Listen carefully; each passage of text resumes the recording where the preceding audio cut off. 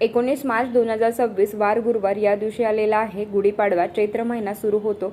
मराठी नवीन वर्ष याच दिवसापासून सुरू होतं। अर्थात आपण सगळेजण सज्ज झालो आहोत गुढीपाडवा म्हणजेच मराठी नवीन वर्षाचं स्वागत करण्यासाठी। पण चैत्र महिना हा आध्यात्मिक दृष्टी सुद्धा तेवढाच महत्त्वाचा आहे, कारण गुढीपाडवा आहे तर त्याच्याबरोबर आपल्या महाराजांचा मालकांचा प्रकट दिन आहे, त्याच्याबरोबर येतं तर ते रामनवमी आहे, हनुमान जन्मोत्सव आहे, चैत्र महिना आहे। ज्या पद्धतीने शारदीय नवरात्र महत्त्वाचे आहे ना, तर त्याच पद्धतीने चैत्र नवरात्र सुद्धा आध्यात्मिक दृष्टी खूप महत्त्वाचा आहे। आजच्या व्हिडिओमध्ये आपल्याला गुढीपाडवा ते चैत्र पौर्णिमा म्हणजेच 2 एप्रिल हनुमान जन्मोत्सव पर्यंत काय सेवा करायची आहे, कुलदेवीची सेवा, त्या संदर्भातली माहिती आज आपण बघणार आहोत।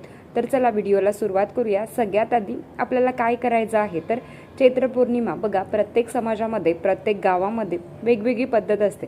आता चैत्र महिना खरं तर ती 19 तारखेपासून ते 27 तारखेपर्यंत आहे, पण खरं तर आपल्याला चैत्र पौर्णिमेपर्यंत आई भगवतीची सेवा करायची असते। ज्या पद्धतीने शारदीय नवरात्रीमध्ये आपण व्रताचे पालन करत असतो ना, जे काही नियम आहेत तर ते करत असतो ना, तर त्याच पद्धतीने आपल्याला या चैत्र नवरात्रीमध्ये सुद्धा करायचं असतं। सगळ्यांच्याच घरात घटस्थापना होते असंही नाही आहे। बऱ्याच चैत्र नवरात्रीमध्ये सुद्धा घटस्थापना केली जाते, जी चैत्र नवमीपर्यंत असते, म्हणजे 27 तारखेपर्यंत असणार आहे। तर आपल्याला जर तुमच्या घरात आपल्याकडे जर घटस्थापना करायची पद्धत नसेल तर तुम्ही अखंड दिवा लावू शकता। चैत्र नवरात्रीपर्यंत अखंड दिवा आई भगवतीच्या नावाने तुम्हाला तो तुमच्या घरात लावायचा आहे। मंगल कलश प्रत्येकाच्या घरात असतो, आणि जरी तो नसेल तर या चैत्र नवरात्रीपासून ते मंगल कलशाची स्थापना करू शकता। ज्या पद्धतीने शारदीय नवरात्र उत्सव आपण करत असतो ना, देवीचा कुळाचार मानपान करत असतो ना, तर त्याच पद्धतीने चैत्र नवरात्रपासून ते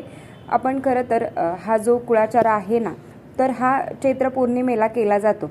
आधी कसं व्हायचं ना, की आपण म्हणजे शारदीय नवरात्रीमध्ये आपण दसऱ्याला किंवा मग नवमीला कुळाचार करतो, पण इथे आपल्याला चैत्र पौर्णिमेपर्यंत कुळाचार करायचा असतो। आता काय सेवा करायची आहे बघा ताई, आता काय होतं ना, की प्रत्येकाच्या घरात प्रत्येक गोष्टी पालन होतात असं नाही आहे, पण शक्यतो या चैत्र नवरात्रीच्या कालावधीमध्ये ब्रह्मचर्याचं पालन करावं। घरात धूम्रपान मद्यपान होणार नाही याचं आपल्याला पालन करावं।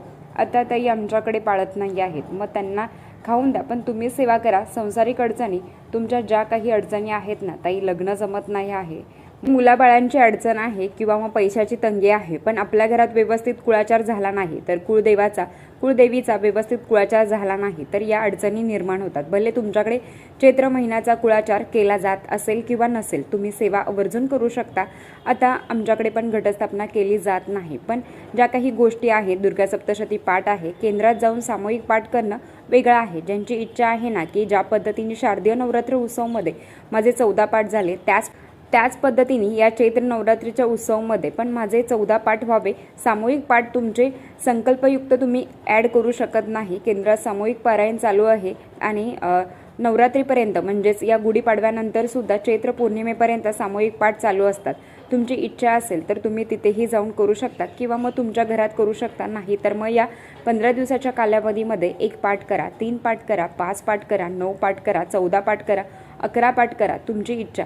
जेवढं होईल ना तेवढं तुम्हाला श्री दुर्गा सप्तशती ग्रंथाचं पारायण करायचं आहे। नाही जमत तर रोज मग 11 वेळा सिद्धकुंजिका स्तोत्रम पठण करायचं आहे। त्याच्याबरोबर कुंकुम अर्चन, अगदी कुळदेवीचा फोटो असेल, टाक असेल। आता ताई चैत्र नवरात्र करत नाही, मग आम्ही फोटो हलवू शकतो का? तुमच्या घरात जर चैत्र नवरात्र करत नाही तर तुम्ही टाक एका साईडला ठेवायचा आहे 9 दिवस, आणि त्याच्यावर कुंकुम अर्चन करायचं आहे, आणि ते थोडंसं कुंकू बाजूला काढायचं आहे, आणि तेच कुंकू तुम्ही वारंवार वापरू शकता, काहीच हरकत नाही। या पद्धतीने तुम्ही करू शकता जर तुमची इच्छा असेल तर, या पद्धतीने तुम्ही करू शकता जर तुमची इच्छा असेल ना, तर नाही तर मग श्रीयंत्रावर कुंकुम अर्चन करायचं आहे, ते कुंकू काढायचं आहे, आणि परत दुसऱ्या दिवशी तेच कुंकू वापरायचं आहे। अशी तुमची 15 दिवस किती सुंदर सेवा घडेल।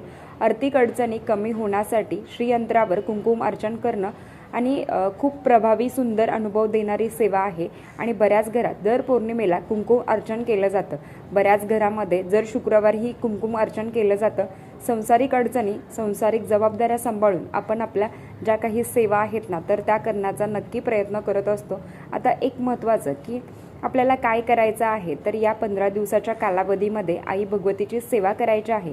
तीही नसेल शक्य होत ना, तर मग दररोज मग 1 माळ तरी नवार्ण मंत्राची करायची आहे। एक उपाय तुम्हाला सांगते, घरात कापूर 2 लवंग असतात, तर लवंगा अतिशय प्रिय आहेत माता लक्ष्मीला, तर आपल्या कुळदेवीला सुद्धा.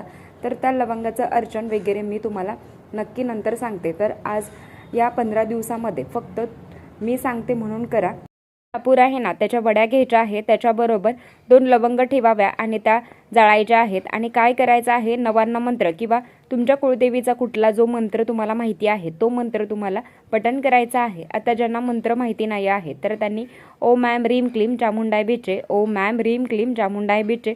तर मग तुमचे कुळदेवीचा जो मंत्र तुम्हाला माहिती आहे ना, तर तुम्ही तो संपूर्ण भीमसेनी कापूर आणि 2 लवंग शांत होईपर्यंत पठण करायचे आहेत. ओम ऐं ह्रीं क्लीं चामुंडाय बिचे. अतिशय सुंदर सेवा आहे.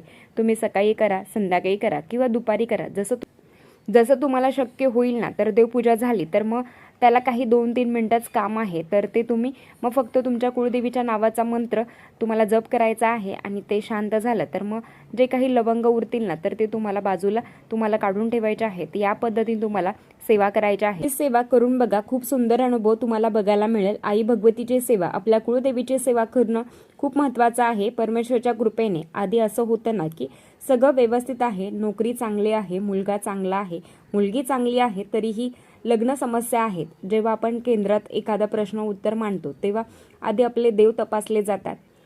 त्याच्याबरोबर तुमची कुळदेवी खरंच ती आहे का ते बघितली जाते. त्यानंतर तुम्हाला सेवा दिली जाते. आज असंख्य महिला आहेत ज्या 108 दुर्गा सप्तशती ग्रंथ, तर देवीच्या सेवा करून आपल्या कितीतरी अडचणी कमी होतात. तुम्ही आपल्या घरात बऱ्याच वेळा सेवा केली जात नाही किंवा जे काही मग कुळाचार आहे तर तो केला जात नाही किंवा रोजही कुळदेवीची सेवा करणं शक्य होत नाही. पण जेव्हा चैत्र नवरात्र येते, शारदीय नवरात्र येते ना, तर रोज एक माळ तुम्हाला नवान्न मंत्राची आई भगवतीची आठवण करून देणं, कृतज्ञता व्यक्त करणं, या गोष्टी रोज केल्या पाहिजेत. याने खरं सांगते हळूहळू तुमच्या ज्या काही अडचणी आहेत, ज्या काही समस्या आहेत ना, तर त्या कमी होण्यास मदत होते. तर चला, आजच्यासाठी इतकंच. आजचा व्हिडिओ इथेच थांबवते.